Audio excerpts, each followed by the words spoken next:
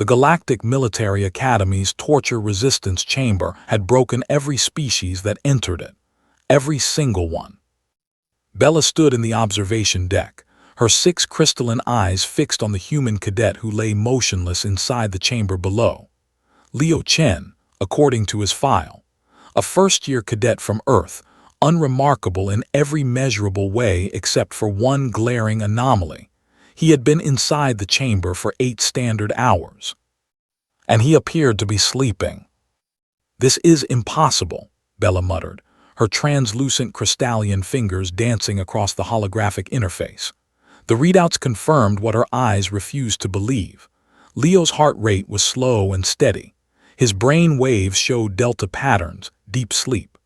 The chamber's torture protocols were running at full capacity, cycling through psychological torments designed by the finest military minds across 17 species.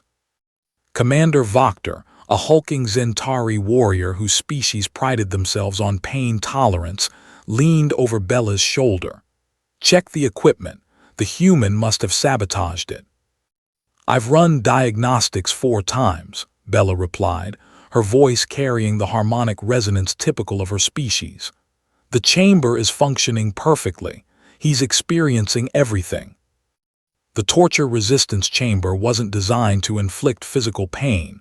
That was crude, ineffective. Instead, it attacked the mind.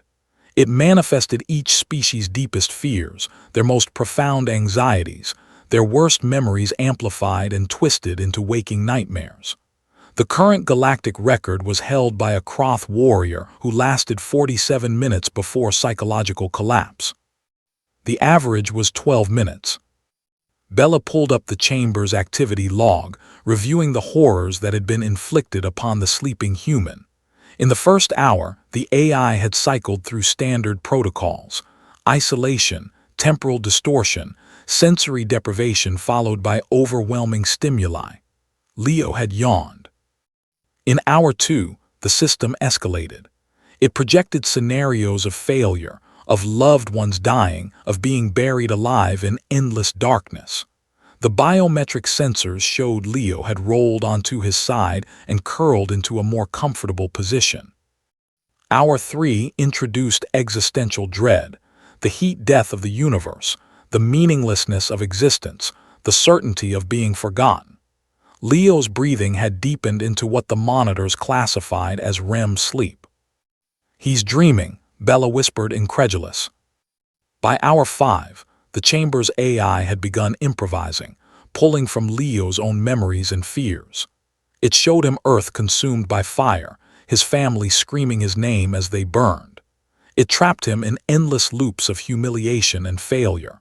It convinced him he was already dead, that everything he knew was a lie, that he was utterly and completely alone in an uncaring universe. Leo had snored. "Wake him up," Voctor commanded. "This exercise is pointless if the human has somehow disabled his sensory inputs." "Sir, with respect, I don't think." "That's an order, Cadet Bella." She initiated the emergency extraction protocol. Klaxons blared inside the chamber. Bright lights flooded the space. The psychological torture ceased immediately, replaced by a gentle wake-up sequence designed to prevent shock. Leo stirred, stretched, and sat up slowly. He rubbed his eyes and looked around with the confused expression of someone waking in an unfamiliar place. When the chamber door hissed open, he stood and walked out, still looking slightly groggy. Bella and Commander Voctor met him in the debriefing room. The human looked refreshed. His eyes were clear, his posture relaxed. He smiled politely as he took a seat. "Cadet Chen," Voctor began, his voice a low growl, "explain how you cheated."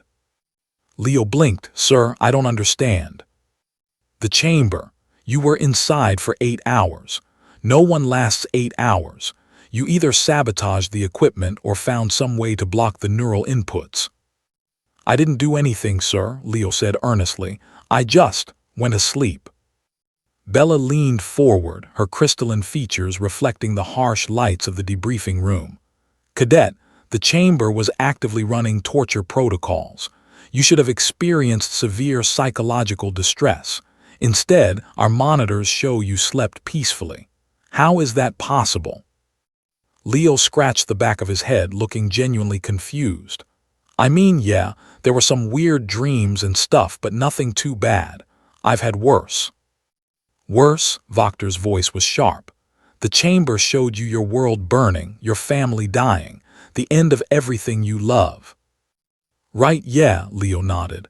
Like I said, I've had worse dreams than that, usually after eating pizza too late or watching horror movies before bed. He paused. Actually, the isolation part was kind of nice. Quiet.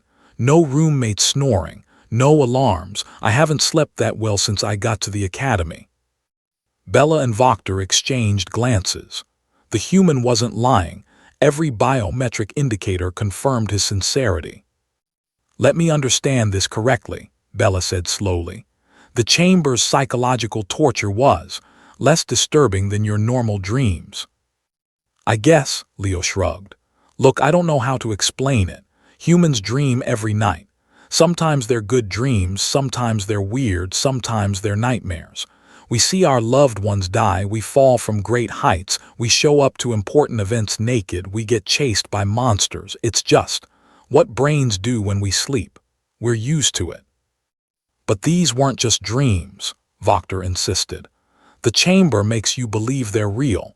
It breaks down the barrier between imagination and reality. Leo considered this. Okay, but we know they're not real, right? I mean, logically. I'm in a training chamber at a military academy.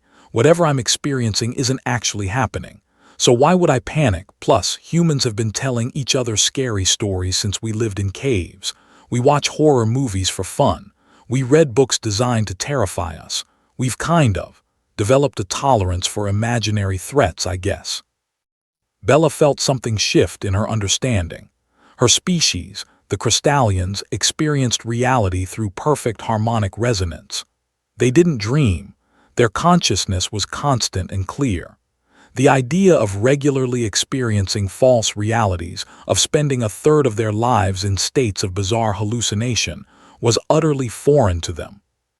Most species in the Galactic Union were the same. Dreams were rare, brief, and disturbing when they occurred.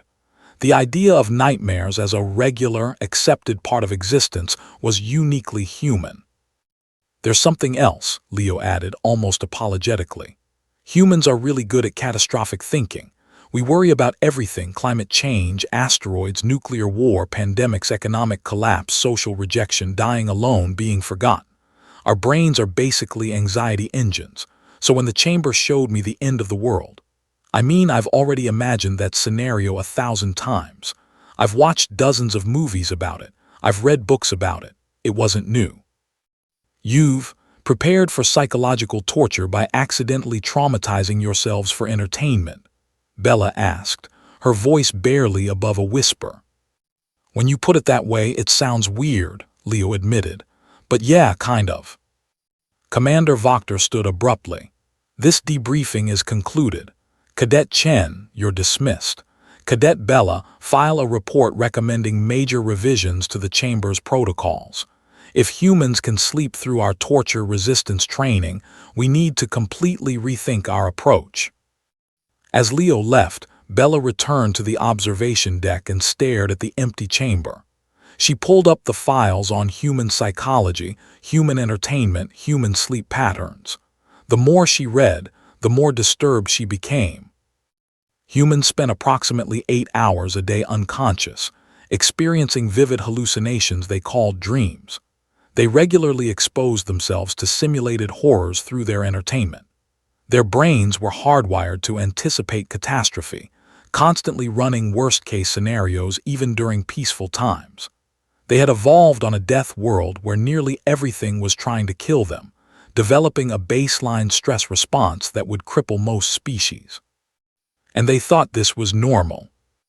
Bella drafted her report, recommending that the torture resistance chamber be redesigned specifically for human cadets. Current protocols were useless, worse than useless. They had given Leo Chen the best sleep he'd had in weeks.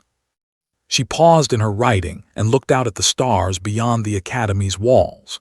Humanity had joined the Galactic Union only 2 standard years ago, and already they were forcing everyone to reconsider fundamental assumptions about psychology, stress, and resilience. If humans could sleep soundly in a torture chamber, what else were they capable of?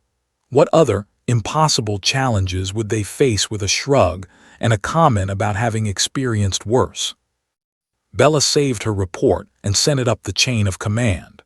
Then she pulled up Liu Chen's file again, studying the unremarkable human cadet who had broken their most feared training protocol by taking a nap.